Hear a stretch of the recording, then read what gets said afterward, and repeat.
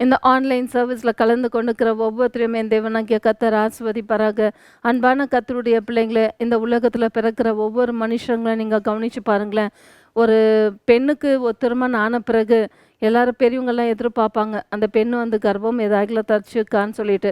அப்படி குழந்தை இல்லன்னா அவங்கள கேவலப்படுத்தி அவங்கள வேதனைப்படுத்துவாங்க.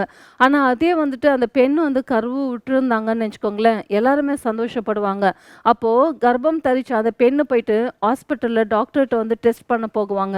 டெஸ்ட் பண்ண பிறகு அப்ப டாக்டருங்க சொல்வாங்க, "ஒரு ஸ்கேன் எடுக்கணுமா? அந்த குழந்தல்லாம் எப்படி இருக்குது? நார்மலா இருக்கா? எப்படி இருக்கு? பார்க்கலான்னு" சொல்லிட்டு ஸ்கேன் பண்ண சொல்லுவாங்க. அப்ப ஸ்கேன் பண்ணும்பொழுது அந்த டாக்டருங்க வந்து என்ன பண்ணுவாங்க தெரியுங்களா? எந்த நாள் பிறக்க போது, அந்த குழந்தை எந்த மாதத்துல பிறக்க போது அப்படின்னு சொல்லிட்டு அவங்க தோராயமா சொல்லிடுவாங்க. இந்த நாள்ல, இந்த வருஷத்துல, இந்த மாதத்துல இந்த குழந்தை பிறக்க போதுன்னுட்டு. அப்போ அந்த தாய்ங்களுக்கு ரொம்ப சொல்ல முடியாத ஒரு சந்தோஷம். குடும்பத்துல இருக்கிறவங்களுக்கு சொல்ல முடியாத ஒரு சந்தோஷம். அவங்க எதிர்பார்த்துட்டு இருப்பாங்க. எப்போ அந்த நாள் வரும்? எப்போ அந்த மாதம் வரும்? அந்த மாதத்துல தானே என் குழந்தை பிறக்க போது அப்படின்னு சொல்லிட்டு ரொம்ப ஆவலோடு காத்துட்டு இருப்பாங்க. ஆனா கர்த்தருடைய வார்த்தை சொல்லுகிறது, ஒவ்வொன்றும் டாக்டர்ஸுங்க வந்துட்டு ஒரு தோராயமா தான் அவங்களால சொல்ல முடியுமே தவிர, இந்த டேட்டு, இந்த மாதம் அவங்க சொல்றதான நாட்களிலும் சரி, அவங்க சொல்றதான தேதியிலும் சரி, மாதத்திலும் சரி கரெக்ட்டா வந்துட்டு பிறக்கவே பிறக்காது. அதுக்கு முன்ன பிறந்துடும், இல்லன்னா அதுக்கு பின்னாடி பிறக்கும். ஏனென்றால் கர்த்தருடைய வேத வசனம் சொல்லுகிறது, ஒவ்வொன்றையும் கர்த்தர் ஒவ்வொரு காலங்களையும், நேரங்களையும் எல்லாவற்றையும் குறிச்சு வச்சிருக்காங்களாம். பிரசங்கி 3ஆம் அதிகாரம் 1, 2 நீங்க வாசிச்சு பாருங்களேன். இந்த பூமிக்கு கீழ எல்லாவற்றுக்கும் ஒவ்வொரு காலங்கள், சமயங்கள் கர்த்தர் வைத்திருக்கிறார் என்று பிரசங்கி சொல்லுகிறார். அப்போ பிறக்க ஒரு காலம் உண்டு என்றால், மனுஷரா இருக்கிற அவர்களுக்கு இறக்க ஒரு காலம் உண்டு.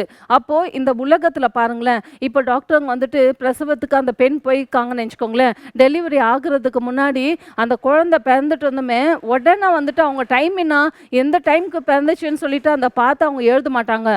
அவங்க வேலை இங்க என்ன இருக்கும், அவங்க வந்துட்டு காஃபி குடிப்பாங்க, அந்த ரொம்ப ட்ரெஸ் பண்ணி அந்த குழந்தை பிறந்திருக்கிற ஒரு சூழ்நிலை வந்துச்சுனாக்கா, அவங்களுடைய வேலைங்கள அந்த இதுன்னு பார்த்துட்டு இருப்பாங்க. அந்த குழந்தைங்கள துணியில சுத்துறது, அந்த மாதிரி காரியங்களெல்லாம் பார்த்துட்டு, ஐயோ! இந்த குழந்தை எத்தனை மணிக்கு பிறந்துச்சு பார்க்கலான்னு சொல்லிட்டு பார்த்தாக்கா, 9:10 இருக்கும் அவங்க பார்த்த நேரத்தில. அப்போ 9:10ன்னுட்டு எழுதிடுவாங்க. ஆனா பிறந்த நேரம் பார்க்கும்பொழுது 9 மணி இருக்கும். அப்போ பாருங்களேன், ஆண்டவருடைய வார்த்தை சொல்லுகிறது, எல்லாவற்றையும் கர்த்தர் நேர்த்தியா கிரமமா படைச்சு வச்சிருக்காங்களாம். நேரங்களையும், காலங்களையும், சமயங்களையும் எல்லாவற்றையும் கர்த்தர் வந்துட்டு அழகா படைச்சு வச்சிருக்கிறாரு. அப்போ வேதத்துல வந்து நம்ம எரேமியா 1ஆம் அதிகாரம் 5ஆம் வசனத்துல அவர் ஒரு தீர்க்கதரிசி. ஆண்டவருடைய வார்த்தை சொல்லுகிறது, அவர் தாயின் வயிற்றில் உருவாகும் முன்னே கர்த்தர் அவரை அறிஞ்சிருந்தாருங்களாம். அவர் அறிந்தது மட்டும் இல்ல, கர்த்தர் அவரை என்ன பண்ணி வச்சிருந்தாங்களாம், அவரை வந்துட்டு பரிசுத்தப்படுத்தி வைத்திருந்தாங்களாம். பரிசுத்தப்படுத்தி ஜாதிகளுக்கு தீர்க்கதரிசியாக வைத்தாங்களாம். அப்ப இந்த உலகத்துல பிறக்கிற ஒவ்வொரு மனுஷங்களும் பிறக்கிறதுக்கு முன்னாடியே கர்த்தர் வந்து அவங்கள அறிஞ்சிருக்கிறார்.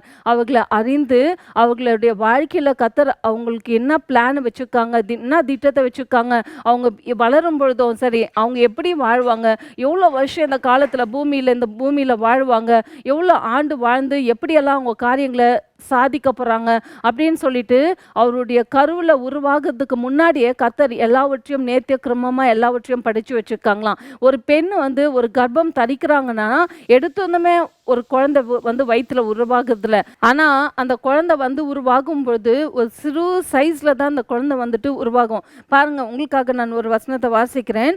சங்கீதம் 139:16, என் கருவை உம்முடைய கண்கள் கண்டது, என் அவயங்களில் ஒன்றாகிலும் இல்லாத போதே அவைகள் அனைத்தும் அவைகள் உருவேற்படும் நாட்களும் உமது புஸ்தகத்தில் எழுதியிருக்கிறது. பார்த்தீங்களா, அந்த கருவில் ஒவ்வொரு அவயங்களும் கண்ணு, மூக்கு, வாய், பல்லு, அந்த மாதிரி ஒவ்வொரு அவயங்களும் உருவாகிறதுக்கு முன்னாடியே கர்த்தர் அந்த கருவை வந்து கண்டாருங்களாம். அப்போ பார்த்தீங்களா, இந்த பூமியிலே உலக தோற்றத்துக்கு முன்னாடியே, இந்த உலகமே தோற்றம் அடியில, இந்த உலகத்துல சிருஷ்டிக்கப்படல ஒன்றுமே, அதற்கு முன்னாடியே கர்த்தர் நம்மள அறிஞ்சாருங்களாம். இவங்க என்னுடைய பிள்ளைங்க, இவங்க கர்த்தரால் தெரிந்து கொள்ளப்பட்ட பிள்ளைங்க, இவங்க தேவனுடைய பிள்ளைங்க அப்படின்னுட்டு கர்த்தர் அறிஞ்சு வச்சிருக்காங்க. அப்போ அந்த கருவுல உருவாகுறதுக்கு முன்னாடியே கர்த்தருடைய கண்கள் அவர்கள் மேல் நோக்கமா இருந்ததுங்களாம். அப்போ இந்த வேலையில பாருங்க, நீங்க நினைக்கலாம், ஐயோ நான் என்னத்துக்கு இந்த உலகத்துல இருக்கிறேன், நான் ஒன்றுக்கும் உதவாதவங்க, நான் ஒன்றுக்கும் உபயோகம் அற்றவங்க, நான் ஒன்றுக்கும் பிரயோஜனம் அற்றவங்க அப்படின்னு சொல்லி நீங்க யோசிக்கலாம். ஆனா தேவனுடைய வார்த்தை சொல்லுகிறது, கரு உருவாகிறதுக்கு முன்னாடியே கர்த்தருடைய கண்கள் அந்த தாயின் வயிற்றில் அந்த கரு உருவாகிறதுக்கு முன்னாடியே கர்த்தருடைய கண்கள் கண்டதுங்களாம். அப்போ அன்பான கர்த்தருடைய பிள்ளைங்களே, நீங்க எவ்வளோ விசேஷத்தை இருக்கிறீங்க பாருங்க.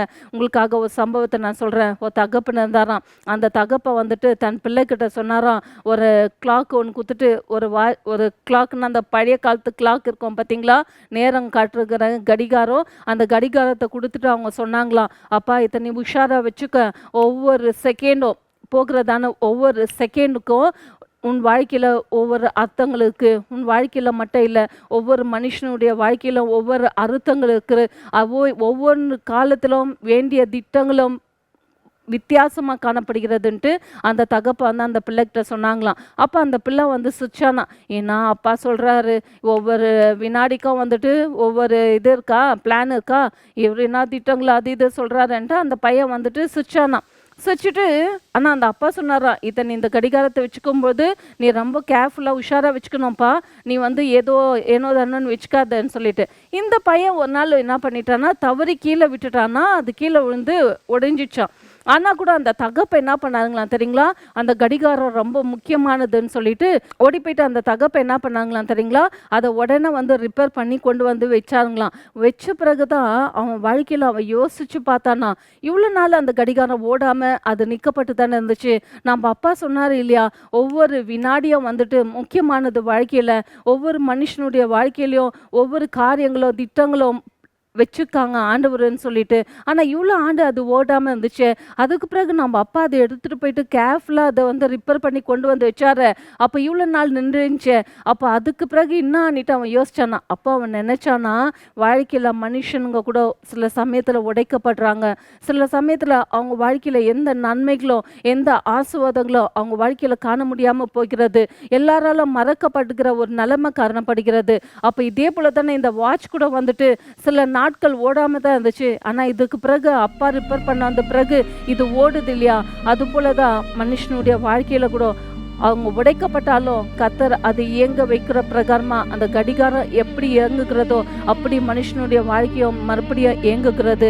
அவருடைய திட்டங்கள், அவருடைய சித்தங்கள், கர்த்தர் ஒரு காலத்தை ஒரு நேரத்தை வச்சுப்பார். அவைகள் நேரத்தின்படி அவைகள் உண்மையாக நடக்கும். அப்போ கர்த்தருடைய பிள்ளைங்களை உங்கள் வாழ்க்கையில் நீங்கள் நினைக்கலாம், என்னுடைய பெயரை இந்த உலகத்தில் எத்தனோ பேருக்கு இருக்கானிட்டு. உங்களுடைய பெயர்கள் அநேகருக்கு இருந்திருந்தாலும் கர்த்தர் உங்களை விசேஷமாக தெரிஞ்சிட்டு இருக்காரு. உங்களுடைய செல்ல பெயர் என்னன்றதை கூட அவர் அறிஞ்சிருக்கிறாரு. உங்களுடைய பெயர் என்ன, உங்களுடைய எதிர்காலம் என்ன, உங்களுடைய வாழ்க்கையின் தோற்றம் என்ன, எப்படி ஆரம்பிப்பீங்க, எப்படி முடிப்பீங்க, எப்படி உங்கள் வாழ்க்கை கடந்து போகிறது, எல்லாவற்றையும் என் தேவனாகிய கர்த்தர் நன்றாக அறிஞ்சிருக்கிறார். இந்த வேளையில் நீங்கள் ஒன்றுக்கோ கவலைப்படாதீங்க. ஆண்டவரே, என் வாழ்க்கையில் என்ன ஆண்டவரே, இதுதானே வாழ்க்கை, இப்படி தானே ஆரம்பிச்சு நான் இப்படி தான் முடிச்சு போவேனா, என் வாழ்க்கையில் ஒரு முடிவே இல்லையா, ஒரு ஆசீர்வாதம் இல்லையா, ஒரு நன்மை இல்லையா அப்படின்னு சொல்லிட்டு வாழ்க்கையில் புலம்பாதீங்க. கர்த்தர் உங்கள் கருவை கர்த்தர் கண்டிருக்கிறார். உங்கள் வாழ்க்கையை கர்த்தர் கண்டிருக்கிறார். உன் தாயின் வயிற்றில் உருவாகும் முன்னே உன்னை பெயர் சொல்லி அழைத்தார். உங்களை தேவனுக்கு என்று முன்குறிச்சு வச்சிருக்கிறார். இந்த வேளையில் கண்களை மூடி நம்ம ஜெபிக்கலாங்களா? எங்களை அதிகமாக நேசிக்கிற எங்கள் சிவனுள்ள தகப்பனை உமக்கு நாங்கள் நன்றி செலுத்துகிறோம். இந்த ஆன்லைன் சர்வீஸில் கலந்து கொண்டிருக்கிற ஒவ்வொரு பிள்ளைகளையும் என் தேவனாகிய கர்த்தர் நீங்கள் ஆசீர்வதிக்கும்படியா ஜெபிக்கிறோம். ஒவ்வொரு பிள்ளைகளையும் ராஜா, நீங்கள் தாயின் கருவில் உருவாகும் முன்னே நீங்கள் பெயர் சொல்லி அழைத்த தேவன் ராஜா, உங்களுடைய கண் கண்டது என்று நாங்கள் பார்க்குறோமே அப்பா. அவங்களுடைய சூழ்நிலைமைகள், அவர்கள் போய் கொண்டிருக்கிற வேதனைகள், அவர்கள் போய் கொண்டிருக்கிற கண்ணீரின் பாதைகள் எல்லாவற்றையும் நீங்க அறிஞ்சிக்கீங்க. உங்களுக்கு மறைவானது ஒன்றுமே இல்லையா ராஜா. நீங்க சொல்லிக்கீங்க, உன்னுடைய நினைவுகள் என்னுடைய நினைவுகள் அல்ல, உன்னுடைய நினைவுகளை காட்டில என்னுடைய நினைவுகள் மேலானவை என்று ஒவ்வொரு பிள்ளைகளுடைய வாழ்க்கையில நீங்க பெரிய திட்டங்களையும் பெரிய ஆசீர்வாதங்களையும் பெரிய நன்மைகளையும் வைத்திருக்கீங்க.